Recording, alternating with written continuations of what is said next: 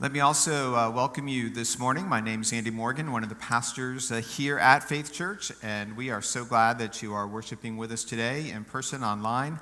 Just to be able to be together is a blessing and a joy and honor for us all. Last week we began a series called We Are the Church, and we are hoping to learn from the early church and those first followers of Jesus that kind of made up the church, what it means for us to be the church, but specifically what it means for us to be the kind of church that can change people's lives, maybe change our community, change the world in which we live. If we look at any church, you're going to find certain kinds of people. In every church, there are these 4 or 5 types of people, and we're hoping to learn from them today who we are, what it means for us to be the church. And my guess is as we look at these different types of people, you'll be able to identify yourself maybe as one of them in particular. Probably you're going to be able to identify a part of yourself in all of them. And so we're going to go back and look at this picture we have of the first church found in the book of Acts. It says, they devoted themselves to the apostles' teaching and to fellowship, to the breaking of bread and to prayer. Everyone was filled with awe at many wonders and signs performed by the apostles. All the believers were together and had everything in common. They sold property and possessions to give to anyone who had need. Every day they continued to meet together in the temple courts. They broke bread in their homes, and they ate together with glad and sincere hearts, praising God and enjoying the favor of all the people. And the Lord added to their number daily those who were being saved. There's one verse here that shows us 2 kinds of people you will find in every church. It says, they sold property and possessions to give to anyone who had need. In every church, there are people in need. In every church, there are people who are hurting, people who are broken, people who are ready to give up, people who are ready to give in. In every church, there are people who have physical needs, emotional needs, financial needs, relational needs, and spiritual needs. In every church, there are people who look like they have it all together on the outside, but just below the surface, everything is just about ready to fall apart. In every church, there are people in need. When I was the pastor in Lewisburg, we started a worship service for Bucknell students. And for several months, we were drawing a lot of students in. And I have to tell you that these students did not look like they had a lot of need. They were smart. They're at Bucknell. That's a pretty good school. They were smart. Most of them had financial resources. They came from good, strong, financially wealthy families. They had a bright future in front of them. They had a lot of friends that came with them. When I looked at this group, I really did not see an awful lot of need. After worshiping with us for quite a while, I had an opportunity to speak to a young man who honestly really did look like he had everything. He was smart. He was rich. He was good looking. He had a ton of friends, and he had a future on Wall Street that was going to set him up financially for the rest of his life. I mean, I'm looking at him thinking, wow, you just have it all. Like, you have everything together. What I didn't know is that every Sunday, he was someone who was sitting there with great need. We had an opportunity to talk one week, and he started sharing with me how every Sunday he sits in church after a Saturday night of too much partying, too much drinking, and too many women. And so every Sunday he was sitting there filled with guilt, with shame, He was not living the kind of Christian life that he was professing to other people. He talked about his faith. He wasn't really living it out. And he wondered every single Sunday, you talk about God's love. There's no way God could love someone like me. There's no way God could forgive me. There's no way God could use me. And so he was spiritually empty. He had great spiritual needs. And my heart went out to him because I understood a little bit of what he was going through. I remember sitting in a worship service at Michigan State University, and it was a communion Sunday, and I remember sitting there, and as in many churches as we do here, there's an opportunity for reflection on sin, a time to confess your sin. And so we were praying, and there was just a general time of silence and reflection, and I put my head down, hoping people thought I was praying, but honestly, I was just sobbing. I could not stop the tears or the snot running out of my nose. Honestly, yes, it was that gross, but I was so overcome by my own unworthiness to be there. I may have looked like I had it all together, but everything on the inside was falling apart. And I sat there with my head down through the entire rest of the service, refused to go up to take communion because I thought there's just no way that can be for me. And I left the service as soon as I could, sat on the campus for hours just pouring my heart out to God, saying, I'm just not worthy. And so I began to have some compassion for this man who sat there every Sunday in need. Every Sunday there are people in need. I once again understood some of that need just this past year.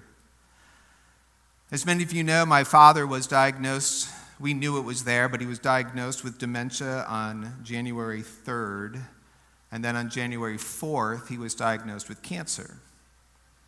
And so for several months, I drove back and forth to Connecticut every couple of weeks to take my dad to treatments, to help manage the situation with my sisters, for my parents at home. And then on Good Friday, I'm sitting at my desk in the morning and get a phone call from my mom saying, we're taking your dad to the hospital. He's not feeling good. This is Good Friday, Easter weekend.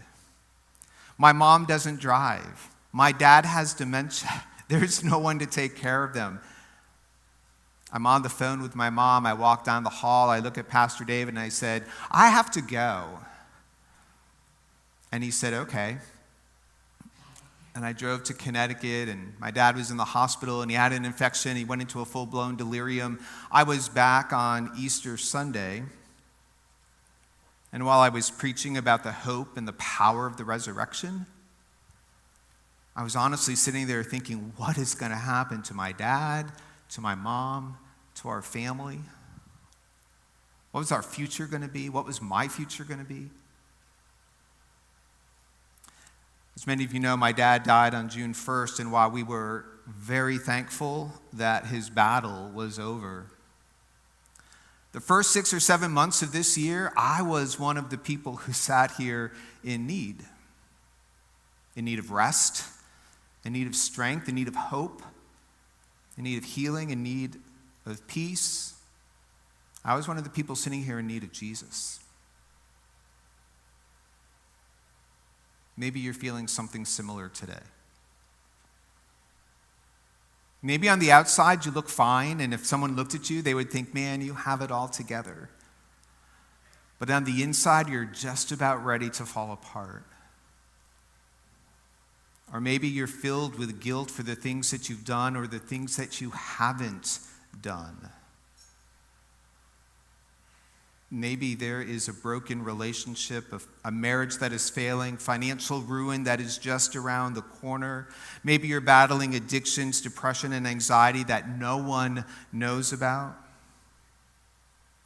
Maybe you're one of the people that just has experienced pain, loss this year. And while everyone else around you is just going on with life, you're thinking, I just can't move forward. The church is filled with people in need. Here's why it's important to know this. You see, too often people think the church is for those who have it all together. The church is for those who are living the life, and I'm not living the life, and so I don't fit in. I don't belong. I can't go there. Honestly, maybe you've joined us at home and you're sitting there and you've joined us for a while and you think, I can't actually show up in person because I have these needs. And everyone else at the church has it all together. Let me tell you, if you're worshiping with us online, we don't have it all together. The church is filled with people who have needs. There may be someone sitting next to you today that just below the surface, there is so much brokenness and pain that they're just trying to hold it all together. It's important for us to know that this is exactly what the church is supposed to be about. The church is supposed to be filled with people in need. That's what the early church was all about. Jesus actually said, "It is not the healthy who need a doctor, but the sick. I have not come to call the righteous, but sinners." The church is supposed to be filled with people in need. So if you're someone in need, you're in good company today. And if you don't feel like you can come because you have needs, then understand you are welcome here, because that's all of us. But what's also really important for us to understand is because the church is a place where people come with needs, we have to be sensitive, welcoming, understanding, gracious, compassionate, and patient with everyone around us. The person sitting next to you today may look like they have it all together, but they may be the one in need. And honestly, what they need is just an encouraging word. They need to know that they're welcome, that there's someone here who cares. To be the kind of church that God is calling us to be the kind of church that can change people's lives, then we need to be the kind of church that welcomes those who have needs. Ourselves and others. In every church, there are people who have needs. But in every church, there are also people who care. In that first church, there were people who were willing to sell all their possessions to take care of those who had need. Why did they sell their possessions? Because they cared. And in every church, there are people who care.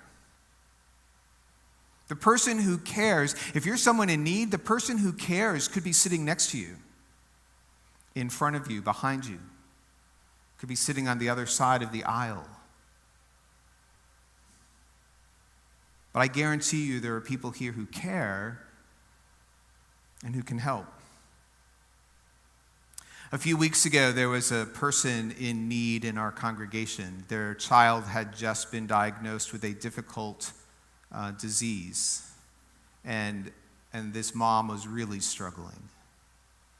And as I sat and I listened to what was going on, I thought to myself, wow, here's someone in need, and literally on the other side of the church is a family who's walked through this very same road, had a child who got the very same diagnosis a few years ago, and they have come through it, and their child is fine.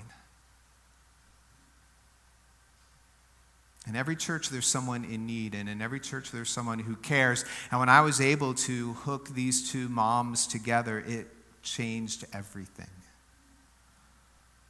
Because the mom in need suddenly had hope. And she knew that someone cared. All year, I've experienced people who care.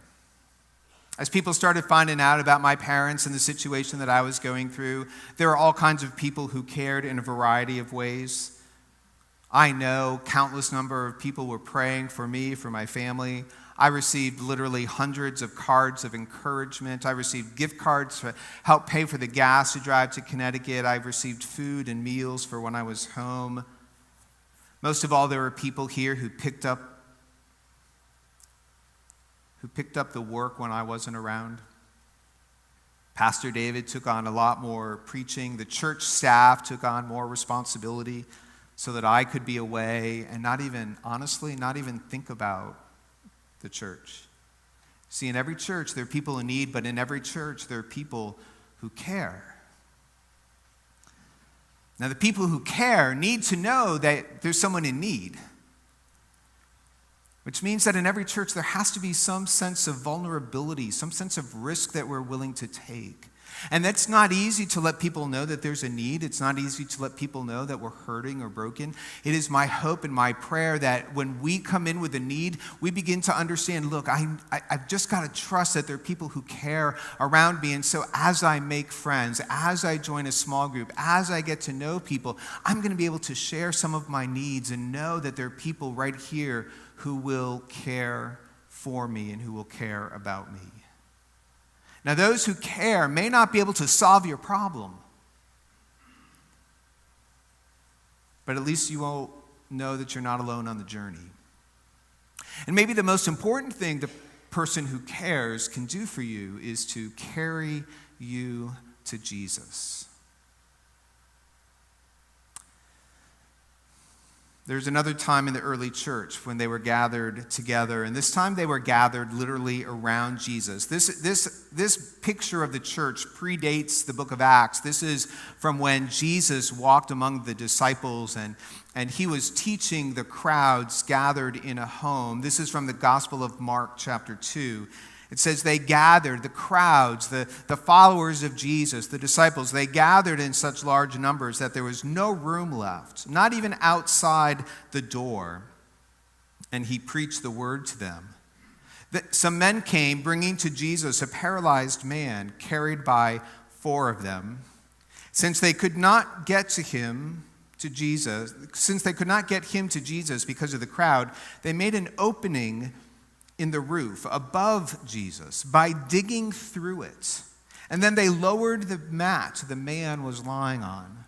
And when Jesus saw their faith, he said to the paralyzed man, "Son, your sins are forgiven." Once again, here's a picture of the church. A group of people devoted to Jesus, gathered around Jesus. They're there for the teaching, for the fellowship, for prayer. We see that there's a man in need. In every church, there's someone in need. We also see at least 4 people who care. They are carrying their friend to Jesus. In every church, there are people in need. In every church, there are people who care. But what we see here is that these 4 friends were willing to do anything and everything they could to get their friend to Jesus. They stopped at nothing to show that they cared. They didn't let the crowd stop them. When the crowds didn't move, they just carried him to the roof. They didn't let the roof stop them. The roof made of straw, mud, and probably also manure. They dug through it, probably with their hands, and they created a large enough hole to lower a man lying on a mat because they were going to do nothing. They were going to let nothing stop them from getting this person in need to Jesus. You'll find these kind of people in every church. People who will stop at nothing to make a difference. In every church, there are people like this. People who can make a difference. People who will stop at nothing to bring others to Jesus. For many years, there is a woman here who did everything she could to make a difference. To make a difference in people's lives, to make a difference in our community, to make a difference in our world. She did everything she could to help bring people to Jesus. Her name is Janie Mattern. Janie had a heart for missions. She has a heart for sharing Jesus. Janie is willing to do anything and everything to make missions happen. Janie helped start our Christmas dinner, which today, we're beginning to prepare now to feed up to 1,000 people. Janie helped start the Christmas Day dinner. And for Janie, it wasn't about feeding people. It wasn't about the food. It was so that people had a place to be. So that on Christmas Day, they weren't alone, and they knew that someone cared. And what was she doing? She was bringing people to Jesus. Here's a Christmas Day dinner that's at the church and focused on Jesus. And for years, she did everything she could. And the last few years, Janie volunteered at our Christmas Day dinner. She tried to recruit people to do one thing: talk to folks in our dining room. Because you never know who might be coming in need. Maybe there's someone there who hasn't spoken to anyone that day, who has no family, who's feeling all alone, who maybe looks like they have it all together, but beneath the surface, everything is about to fall apart. And Janie tried to recruit people to do nothing but walk around the dining room and talk to people. You know, that's one of the hardest volunteer jobs for us to fill. People who just care. People from 3 to 5, 4 to 6, to just walk around the dining room and talk to people. Janie would have been digging through the manure to lower a friend to Jesus. In every church, there are people who can make a difference. But Janie would say that person is you. She would be the first one to say, you're the one who can make a difference. Janie had this unique ability to ask people to do things, and people couldn't say no. And if Janie ever asked you to do something, chances are you said yes, because that's just the gift she had. And she brought people along with her because she would be the first one to say, you're the one who can do this. You're the one who can make a difference. You're the one who can care for someone or help someone. You're the one who can provide leadership. You're the one who can walk around the dining room and talk to people. You can do this. In every church, there are people who can, and Janie would say, you're the one. You can do this. You can step out in faith and do everything you can to bring someone to Jesus. In every church, there are people in need, and there are people who care. And yes, there are people who can make a difference. If we go back to that picture of the church in the home where Jesus is, we unfortunately see two more kinds of people who you find in most churches. So why did the 4 men who carried their friend to this home, why did they have to go up on the roof? Do you ever stop and think, why did they have to go to the roof and dig through it to lower the paralyzed man to Jesus? Yeah, there was a crowd of people in the house. Why didn't they part the way? Why didn't they make room? Because they were so preoccupied looking at Jesus that they didn't turn around to see someone in need. Think about it. They're gathered in someone's home, and Jesus is there speaking, and everyone is looking at Jesus, and everyone is focused on Jesus, and everyone is loving this moment with Jesus. And as a church, we can get so consumed in worship and looking at Jesus and looking at one another and worshiping Jesus that we fail to see anyone in need around us. And that's what the men faced that day. They faced the backs of a whole bunch of people who said they loved Jesus and were devoted to Jesus, but weren't willing to turn around to see that there was someone in need. Maybe if they had just turned around and saw these men carrying a paralyzed man in need, maybe they would have just parted the way allowed those friends to bring the man to Jesus,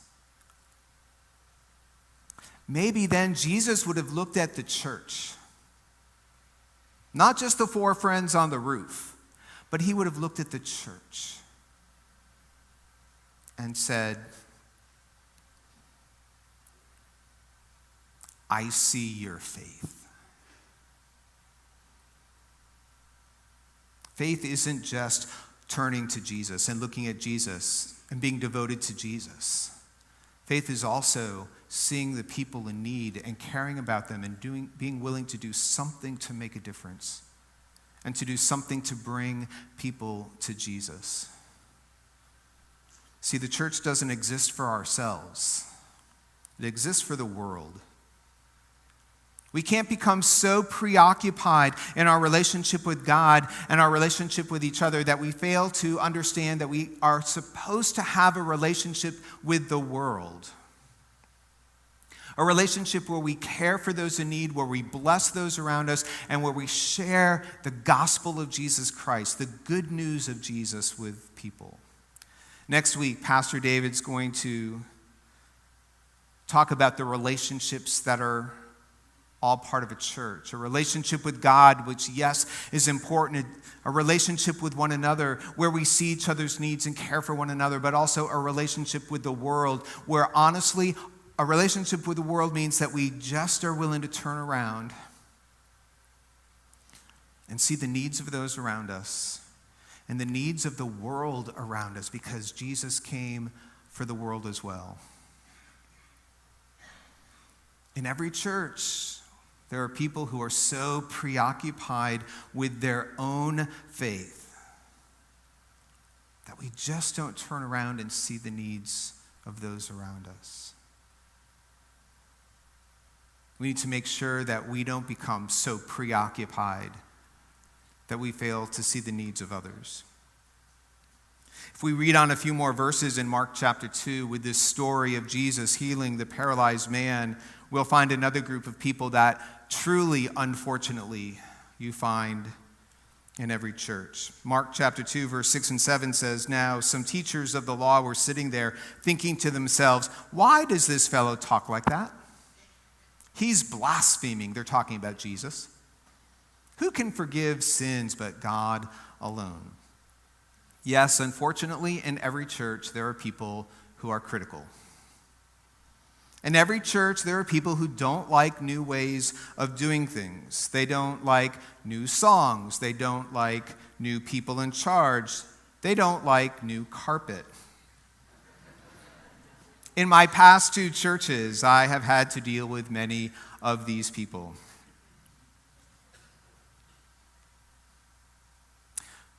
But here, at Faith Church,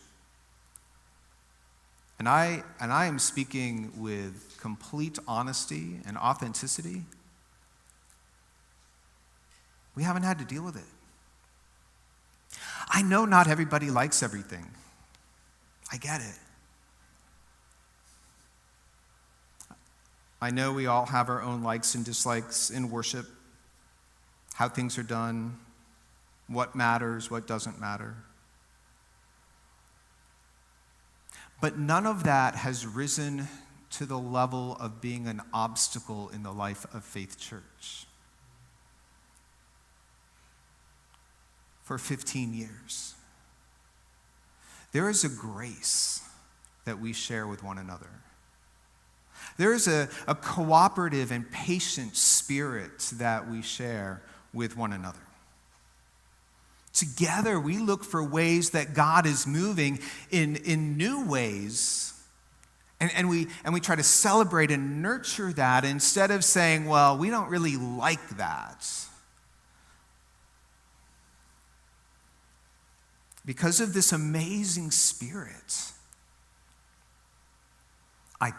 I truly believe God has blessed us, is blessing us now, and if we can keep this Spirit of the Lord alive, God will continue to bless us in the future.